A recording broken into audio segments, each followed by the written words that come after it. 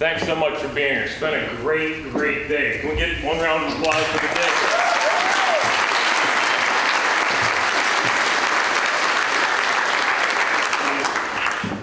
The word connect is such an important meaning in my life. I've been telling folks I was a connector for a long time. I work with a group called Motor City Connect. Our tagline and my simple definition of the idea of networking is meet, understand, and connect. And when I look at that word connect, I think of that as having three different definitions. One, we as people got to realize that we are in fact all connected.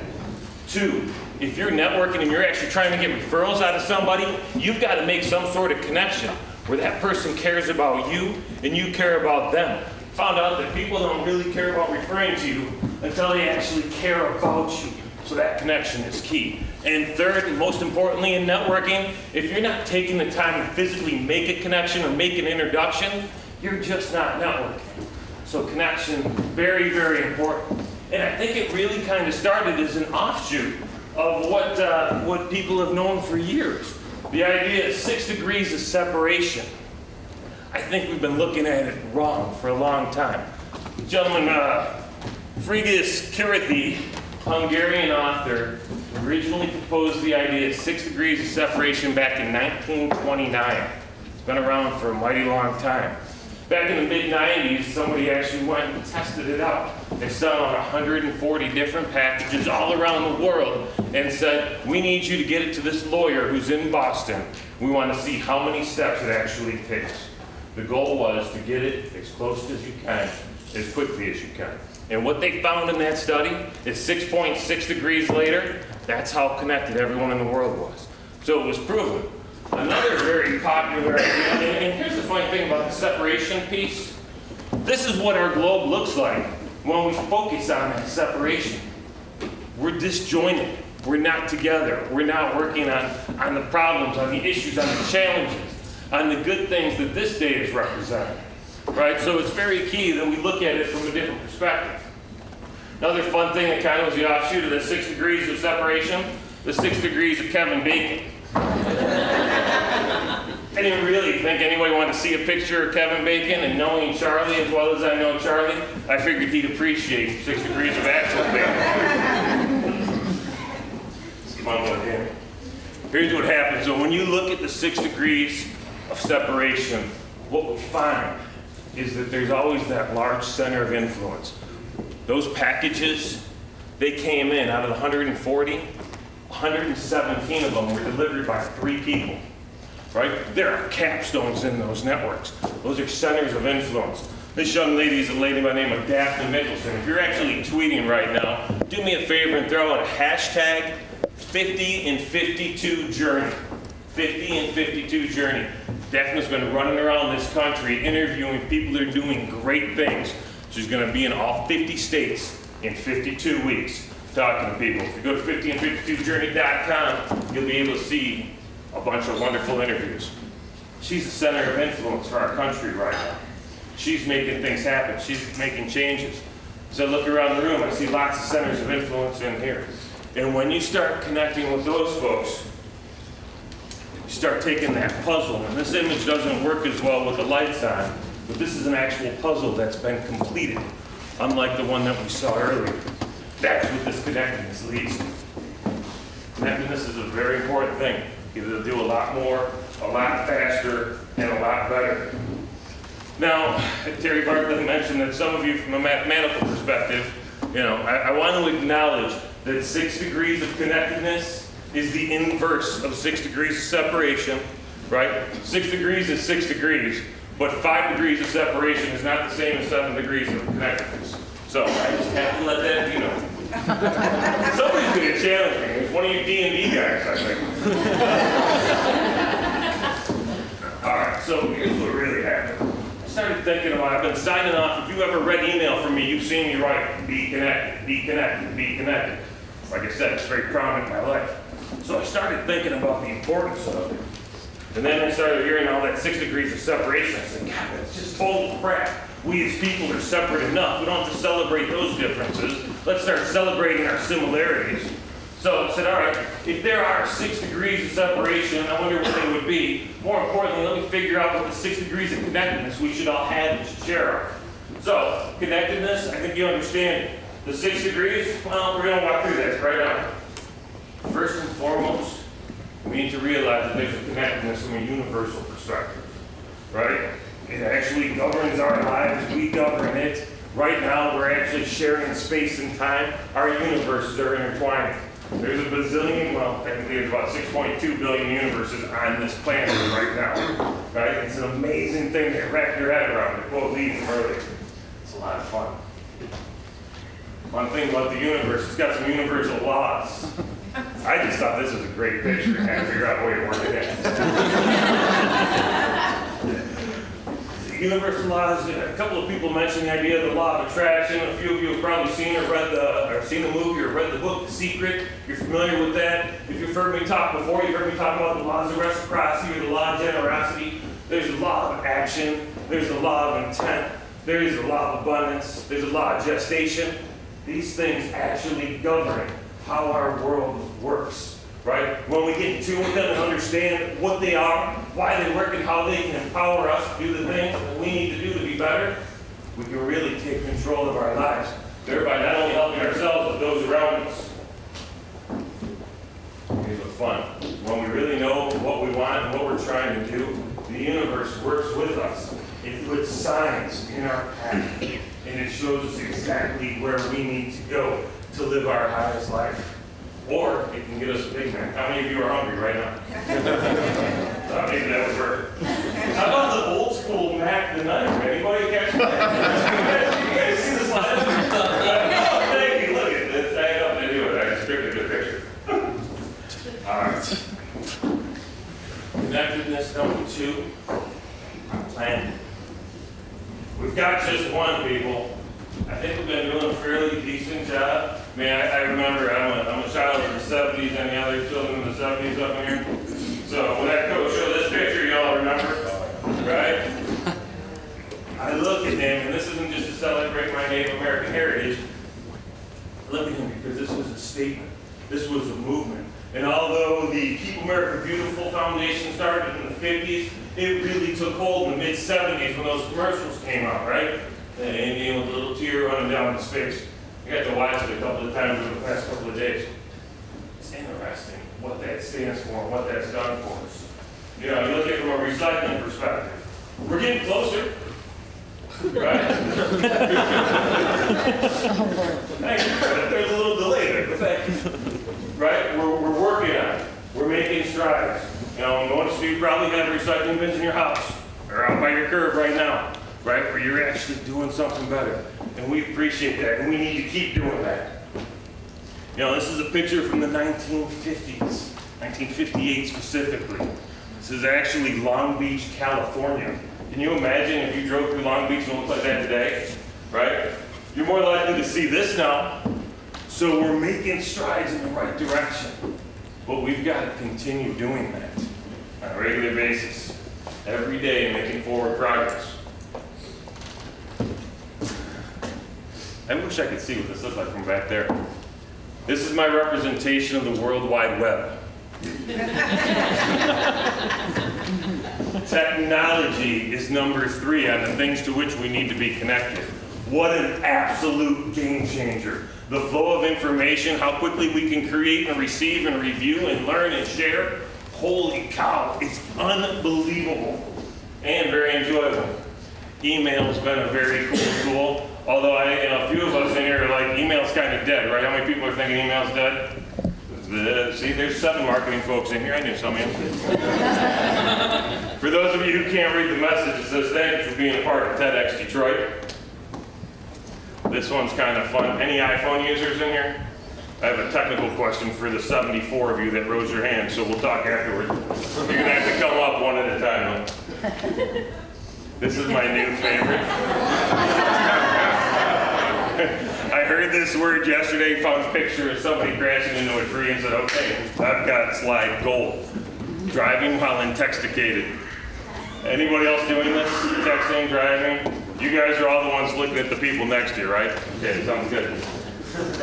We We talked a little bit about this, social media, and what an absolute game changer it's been. Over 300 million folks on Facebook. How many people have been live tweeting today? All right, so that's 70% of the room, folks.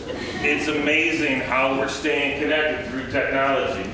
And what the technology is really allowing us to do is start connecting with others, right? With other people. That's number 4. We've really got to focus on being good people with those around us, right? And have that connectedness there. Funny thing, this is a representation of the DNA, in case anyone's looking at it going, hey, nice xylophone you got there, Jerry. I went and I got a bunch of Google images, and then I found out I can't use Google images. Creative Commons. All right, so DNA, from a DNA perspective, I don't know, maybe everybody knows this, 99.9% exactly the same. Me and you, me and you, me and you, you and I are going to be my English teacher. Every single one of you, exactly the same. Same as that 0.01%.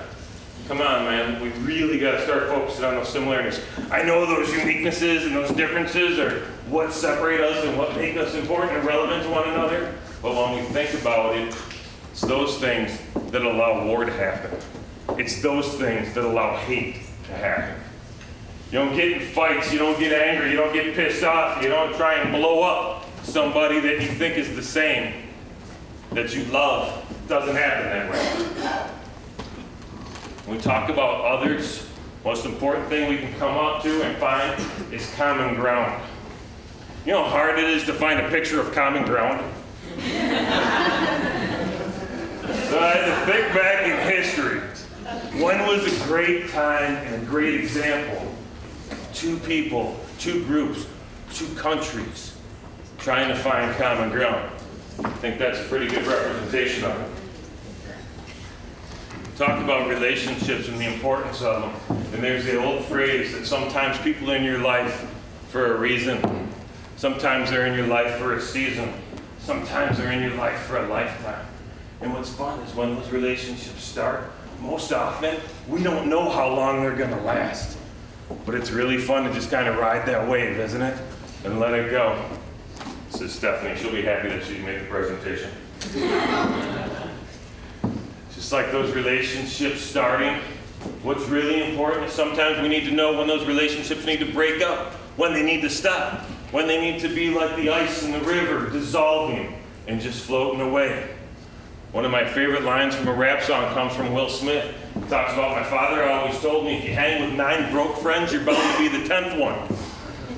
Right? Sometimes we've got to look at who we're connected to and determine whether or not they're worthy to continue to be connected to us. It's tough decisions, but decisions we need to make. Let me tell you a quick story about this. This right here, a lovely little girl who was looking into this and seeing a reflection of herself. So when we start talking about others and being connected to them, guess what? The people that we make the connections best with are those that we perceive to be just like us, that have the same similarities and the same ideas. And it's those relationships that become very powerful. So, oh yeah, see, she looks really cute up here. Come on, come up here. No? Okay.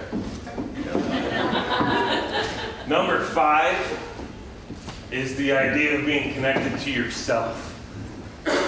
For 500 points and control of the board, if you haven't seen me present before, what does this say? It's not now hour, and I heard it a couple of times. It's definitely not no whore, although that's good advice. It is good advice.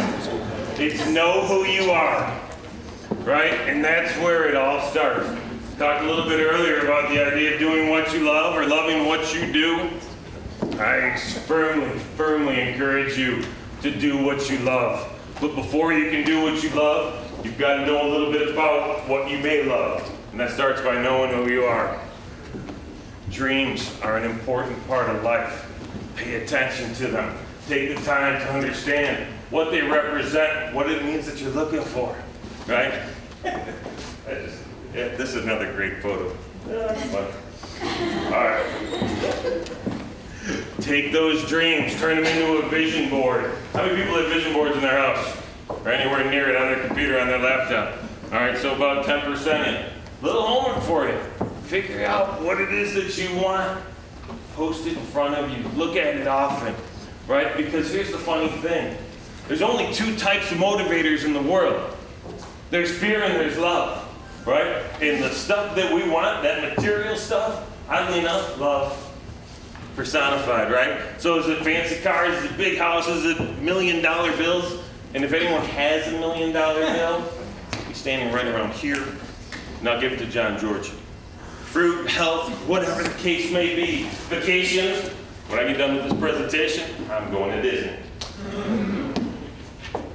I watched Oprah Winfrey 3 times in my life.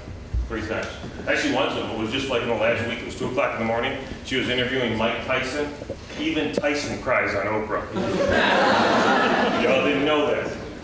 But what Oprah was talking about one day when I was watching it is how before she got famous and had struggles like so many people that we know or are watching right now, she was looking at her life and she could feel like she was in a river, right? And she's like this, trudging to get up that river, just trying to get moving.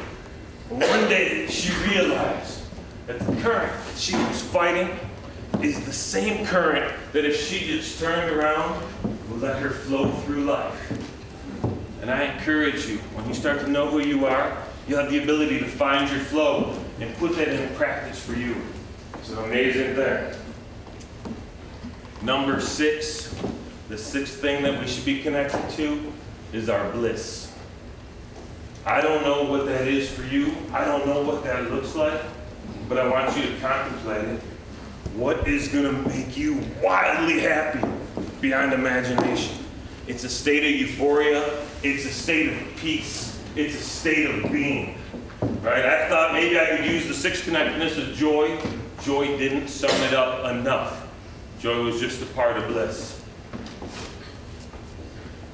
This is a really cool picture. It's the Fountain of Wealth in Singapore, right? So I know that people are looking for fortune. I know that people are looking for wealth, right? So that helps, right? Once we can accumulate that, and wealth doesn't just have to be cash, people, right? We know that. It's whatever makes us feel successful, and that's defined very differently for everybody. But figure out what's going to make you feel like a wealthy individual. And then I want to encourage you to give, because there is nothing more powerful than helping other people along, than sharing that wealth, than sharing that love, than sharing that time. Whether that's with a little kid, right, who might be your son or daughter, whether it's family, whether it's friends, whether it's volunteering for causes you've just now found out about. We really need to start coming together and giving. All right, so this phone says 5:42, which is a true testament to just how late we are. Because this is talking about the power now. And if I were connected to the internet, this phone would now say 6:04. This is what we have. And this is when we need to take action and take control. So what does all this have to do with Detroit? I mentioned John George a minute ago, and John, stand up real quick, please.